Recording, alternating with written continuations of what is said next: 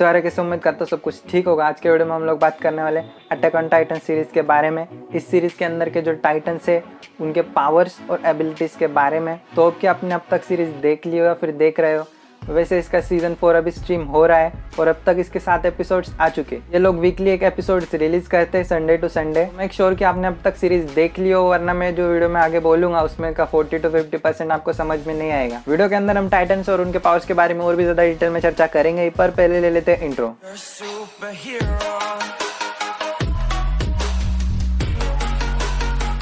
Attack on Titan series के अंदर आपको 4 तरीके के टाइटन्स देखने मिलेंगे: wall titans, Titan shifters, abnormal titans और प्योर टाइटन्स। अब वॉल टाइटन्स तो आपको पता ही होगा कि वॉल के अंदर जो है कोलोसल टाइटन्स है वो भी जिंदा, वो इनकी तीनों दीवारें हैं, उनके अंदर 10 मिलियन से भी ज़्यादा कोलोसल टाइटन्स है, इसलिए इनकी दीवारों पे कोई हमला करता नहीं है। और इन वॉल टाइटन्स का सीरीज के अंदर आगे जाके बहुत ही बड़ा एक इंपॉर्टेंट रोल होगा, जैसा कि हम अगले एपिसोड्स में देखेंगे। अब सेकेंड जो टाइटन आपको देखने मिलेगी सीरीज के अंदर वो होते हैं टाइटन शिफ्टर्स, मतलब वो लोग टाइटन के अंदर कन्वर्ट हो सकते हैं। थर्ड जो है एबनॉर्मल टाइटन्स, ये टाइटन जो होते हैं ह्यूमन में कन्वर्ट नहीं हो सकते, इनके पास इंटेलिजेंस होती है।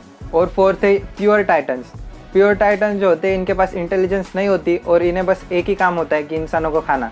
वीडियो के अंदर हम सबसे पहले बात करते हैं अटैक टाइटन से। अटैक टाइटन की जो पावर है सीरीज के अंदर वो है एरन येगर के पास। इस टाइटन की जो हाइट होती है वो है 15 मीटर्स। अटैक टाइटन के पास super human strength, super human durability, regenerative healing factor, crystal hardening, ability to control other titans, यानी कि जो अदर टाइटन्स होते हैं, जो प्योर टाइटन्स या फिर एबनॉर्मल टाइटन्स, उन टाइटन्स को ये कंट्रोल कर सकते हैं। एरन अपने हार्डनिंग एबिलिटी का यूज कर सकता है ऑब्जेक्ट क्रिएट करने के लिए, जैसा कि उसने वॉल्स को बंद करने के लिए किया था। अटैक जो टाइटन होता है उसके पास अच्छी स्पीड होती है, जैसे कि फीमेल टाइटन जो थी एनी उसके पास थी। अटैक टाइटन्स के पास 3 बार से ज्यादा बार ट्रांसफॉर्म होने की पावर्स होती है, वो भी बिना रुके।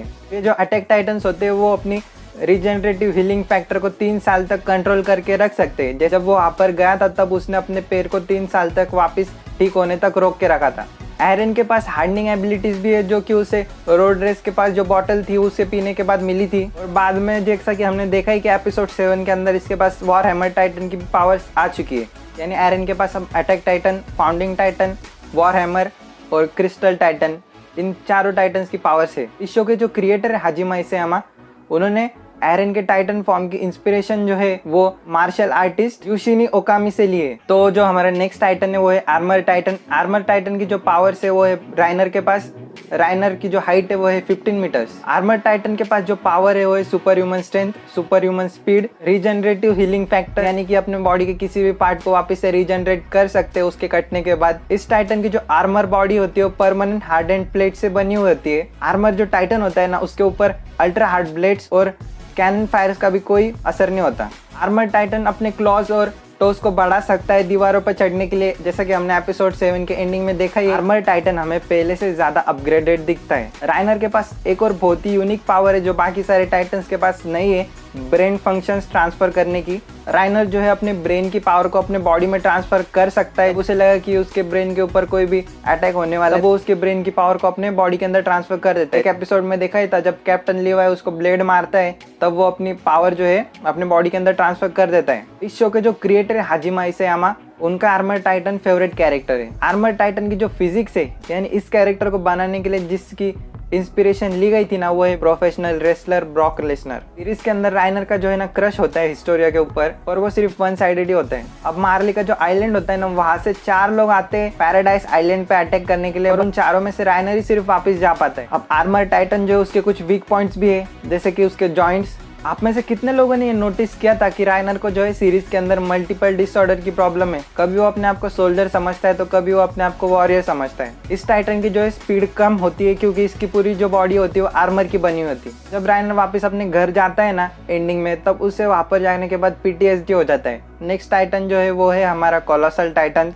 कोलोसल टाइटन की जो पावर है वो है बैटोल के पास। इस टाइटन की जो सबसे बड़ी पावर होती है वो है इसकी सबसे बड़ी हाइट, जो कि 16 मीटर्स होती है, और वो इसे सेकेंड लार्जेस्ट टाइटन बनाती है सब में। जब कोई भी ह्यूमन कोलोसल टाइटन में ट्रांसफॉर्म होता है ना, तब इतनी ज़्यादा एनर्जी निकलती है कि आसपास की जो एरिया होता है वो पूरा ब्लास्ट हो जाता है। कोलोसल टाइटन के पास रीजनरेटिव हीलिंग फैक्टर है, सुपर ह्यूमन स्ट्रेंथ है। इसके पास एक और पावर है हाई प्रेशर स्टीम की। जब कोई भी इसके नेक की तरफ अटैक करने आता है ना, तब ये बहुत ही हाई प्रेशर स्टीम छोड़ता है, जिसके वजह से कोई भी इसके पास जा नहीं पाता। और इसकी बॉडी भी इतनी ज़्यादा गर्म होती है ना कि उसके ऊपर कोई भी जाके रुक नहीं सकता है। इस टाइटन की एक वीकनेस भी है, क्योंकि इसकी इतनी बड़ी हाइट है तो इसे चलने में बहुत ज़्यादा प्रॉब्लम होती है और इसी वजह से इसकी स्पीड जो है काफ़ी ज़्यादा कम हो जाती है। अब बैटल के बाद जो नेक्स्ट कोलोसल टाइटन है वो है आर्मिन। आर्मिन को जो कैरेक्टर है सीरीज़ के अंदर वो एकदम सीधे साधे लड़के का है और अभी इन्होंने इसको कोलोसल टाइटन की पावर दे दी है, तो देखते हैं कि आगे क्या होगा। नेक्स्ट जो टाइटन है वो है हमारा फीमेल टाइटन। सीरीज के अंदर एनी जो है वो फीमेल टाइटन है। फिलहाल तो एनी एल्डियंस के पास है और वो एक क्रिस्टल के अंदर है। फीमेल जो टाइटन होता है उसकी हाइट होती है 15 मीटर। फीमेल टाइटन की जो पावर्स है वो है super human strength, super human speed, super human endurance, regenerative healing factor, hardening. Female जो टाइटन है इसके पास हार्डनिंग की पावर्स है। ये ज़्यादा देर के लिए नहीं पर कुछ देर के लिए अपने बॉडी के पार्ट्स को हार्ड बना सकती है क्रिस्टल की तरह। फीमेल जो टाइटन होती है उसके पास क्रिस्टलाइजेशन की भी पावर होती है। जब उन्हें लगे कि उनके ऊपर कोई खतरा है तो वो अपने बॉडी को पूरे क्रिस्टल के अंदर बंद कर लेते हैं, ताकि उनकी जो ओरिजिनल बॉडी होती है ह्यूमन की उसे कोई भी नुकसान ना पहुंचा सके। इस टाइटन के पास दूसरे जो टाइटन्स होते हैं एबनॉर्मल टाइटन्स, उनको कंट्रोल करने की भी पावर्स होती है। ये अपनी आवाज़ से दूसरे टाइटन्स को अपने पास बुला सकते हैं। फीमेल जो टाइटन होती है उसके पास लॉन्ग डिस्टेंस रनिंग करने की पावर्स होती है, जो कि ज़्यादातर टाइटन्स के पास नहीं होती है। फीमेल जो टाइटन होता है वो 2 बार से ज़्यादा बार ट्रांसफॉर्म हो सकता है बिना किसी रुकावट के। फीमेल जो टाइटन है उसका फाइटिंग स्टाइल मैंने यहाँ पर लिख दिया है, क्योंकि उसे पढ़ने में मेरे को बहुत मुश्किल आ रही थी। नेक्स्ट जो टाइटन है वो है हमारा बीस्ट टाइटन। सीरीज़ के अंदर जब बीस्ट टाइटन वर्सेस लीवाई हुआ था ना, तो ये देखने के लिए सब लोग काफ़ी ज़्यादा एक्साइटमेंट थे। बट अभी रिसेंटली जो इसका एपिसोड 7 आया ना, उसके अंदर लीवाई जो है उसने एक ही झटके में ख़त्म कर दिया। मतलब यार और थोड़ी बहुत फाइट होनी चाहिए थी लग रहा है, पर इतने आसानी से जो है बीस्ट टाइटन नहीं मरने वाला। इसका बहुत ही ज़्यादा इंपॉर्टेंट रोल होगा आगे भी। वो शायद से वहाँ से बचकर निकल गया होगा आगे कहीं। बीस्ट टाइटन की जो पावर है वो है जेक येगर के पास। जेक जो है वो कैप्टन है वॉरियर यूनिट का। बीस्ट टाइटन की जो हाइट होती है वो है 17 मीटर्स और जेक के पास जो है 9 टाइटन्स को होल्ड करने की पावर्स है, क्योंकि ये जो है रॉयल ब्लड है। जो भी रॉयल ब्लड के लोग होते हैं उनके पास बाकी टाइटन्स को कंट्रोल करने की पावर्स होती है। इस टाइटन के पास सुपर ह्यूमन स्ट्रेंथ है, थ्रोइंग एबिलिटीज है, क्योंकि इसके बहुत बड़े आर्म्स होते हैं। इसके हाथ इसके लिए एक तरह की कैनन का ही काम करते हैं। इसके पास रीजनरेटिव हीलिंग फैक्टर है। इस टाइटन के पास हार्डनिंग एबिलिटीज भी है, जो कि इसे अपने कुछ पार्ट्स को हार्ड बनाने के लिए मदद करती है। बीस्ट टाइटन की जो सबसे बड़ी पावर है वो है उसके टाइटन फॉर्म में बात करने की। यही पावर इसे बाकी सारे टाइटन से अलग बनाती है। बीस्ट टाइटन जो है वो बाकी एबनॉर्मल और प्योर टाइटन्स को अपने आवाज के जरिए कंट्रोल कर सकता है। नेक्स्ट जो टाइटन है वो है हमारा कार्ड टाइटन। कार्ड टाइटन की जो पावर है वो है पिग के पास। अब इस टाइटन को देख के आपको ये समझेगा ही नहीं कि ये लड़की है या लड़का, यानी इसके जो अंदर होता है जो ह्यूमन, वो लड़की है लड़का, ये आपको समझ में नहीं आएगा। इस टाइटन के पास जो पावर्स है वो है क्वाड्रुपेडल फॉर्म की, यानी अपने 2 पैर और 2 हाथों पर चल सकती है, जैसे कि बाकी टाइटन बहुत ही कम ही करते हैं। इस टाइटन को कार्ड टाइटन इसलिए बोलते हैं क्योंकि अपने पीठ पर किसी भी तरीके का कार्गो ले जा सकते हैं। हमने सीजन 4 के एक एपिसोड में देखा ही था कि इस टाइटन के जो है बैक के ऊपर मोबाइल मशीन गन लगी हुई थी। इस टाइटन के पास ग्रेट स्पीड होती है, जो कि इसे जॉ टाइटन के पास सबसे ज़्यादा फास्ट बनाती है। कार्ड जो टाइटन होता है उसके पास प्रॉपरली स्पीच करने की पावर होती है। अगर इस टाइटन की आवाज़ आपने नोटिस की है तो कितनी एक खतरनाक आवाज़ लगती है सुनने के बाद। कार्ड टाइटन जो होता है वो विदाउट ह्यूमन में ट्रांसफॉर्म होए बगैर महीनों तक रह सकता है। इस टाइटन के जो अंदर होता है लड़की या लड़का, उसका इस टाइटन की बॉडी पर कोई असर नहीं होता। नेक्स्ट जो टाइटन है हमारा वॉर हैमर टाइटन। ये टाइटन जो है मेरा पर्सनली फेवरेट है। इस टाइटन की जो पावर है वो है लारा टाइबर के पास। पहले मेरे को लगा था सीरीज के अंदर इस टाइटन की जो पावर है वो है विली के पास, और एरन जो है उसने विली को इसीलिए खाया था क्योंकि एरन को भी लगा था कि इस टाइटन की जो पावर है वो विली के पास ही है। इस टाइटन की जो हाइट है ना वो है 15 मीटर्स। इस टाइटन के पास जो है स्ट्रक्चरल हार्डनिंग की पावर होती है। ये अपने बॉडी से किसी भी तरह का स्ट्रक्चर बनाकर उसे होल्ड करके वैसे ही रख सकती है। इस टाइटन के पास रिमोट ऑपरेशन की पावर्स होती है। इस टाइटन की जो ह्यूमन बॉडी होती है वो इसके नेक के अंदर नहीं होती जैसे कि बाकी सारे टाइटन्स की होती है। इस टाइटन की जो बॉडी होती है वो एक अलग क्रिस्टल के अंदर होती है और वो अंडरग्राउंड होती है, और जिसके कारण इसके बॉडी के ऊपर कितना भी आप लोग कुछ भी करोगे तो उसका कुछ असर नहीं होता। इस टाइटन के पास जो एक बहुत ही अच्छी एबिलिटी है जो बाकी किसी भी टाइटन के पास नहीं है, कि अपने बॉडी से किसी भी तरह के वेपन्स बना सकती है, जैसे कि क्रॉसबो और वॉर हैमर। अब इस टाइटन का नाम वॉर हैमर इसलिए क्योंकि इसका जो सिग्नेचर वेपन है वो है वॉर हैमर। ये जो टाइटन है ना ये कई सालों से टाइबर फैमिली के पास है। अब इस सीरीज के अंदर ना 9 अलग अलग फैमिलीज है जो 9 अलग अलग टाइटन्स को होल्ड करती है। वैसे इस टाइटन की पावर्स टाइबर फैमिली के पास है। ये पावर्स जो है इन्हीं की फैमिली में रहती है, और इनके फैमिली के जो अलग अलग मेंबर्स है वो एक के बाद एक इस पावर्स को लेते हैं। वॉर हैमर टाइटन जो होता है ना, उसके अंदर जो ह्यूमन होता है ना, उससे एक और पावर्स मिलती है कि वो अपने आप को जो है क्रिस्टल के अंदर बंद करके रख सकता है।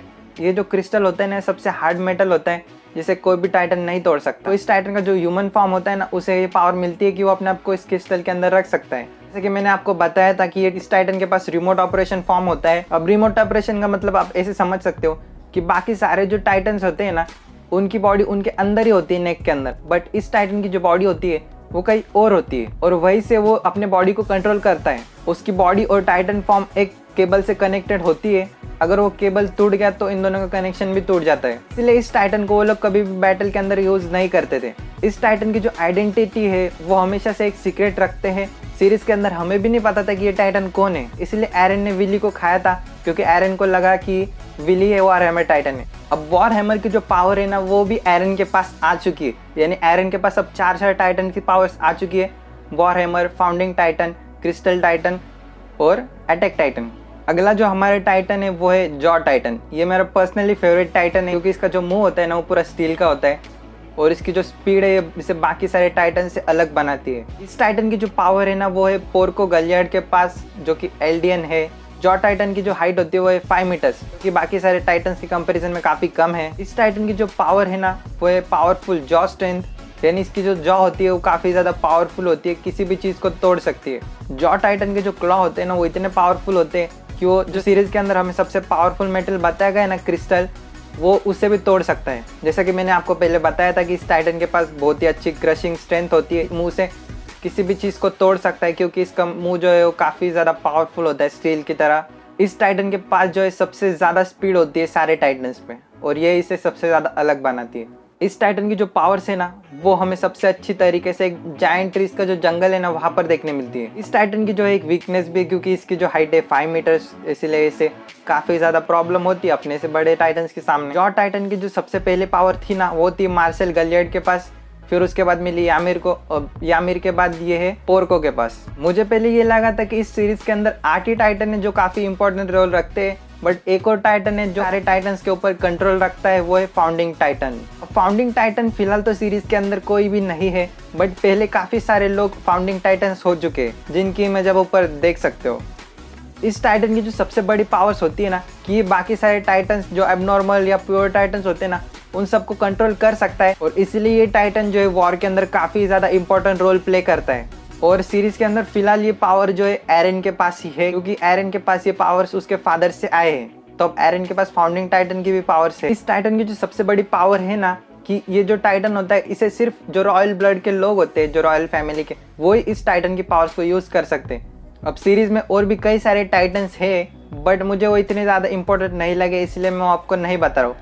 बट देखते हैं कि अगर इस सीरीज का रिस्पांस अच्छा रहा तो मैं एक और वीडियो लेके आऊँगा अटैक ऑन टाइटन के कॉन्सेप्ट के ऊपर। होप कि आपको वीडियो अच्छी लगी हो। तो आज के वीडियो बस इतना ही। अगर नया मेरे चैनल पर कहीं से भी, चैनल को लाइक कर दो, सब्सक्राइब कर दो। मैं मिलूंगा आपसे नेक्स्ट वीडियो, तब तक के लिए जय हिंद, वंदे मातरम।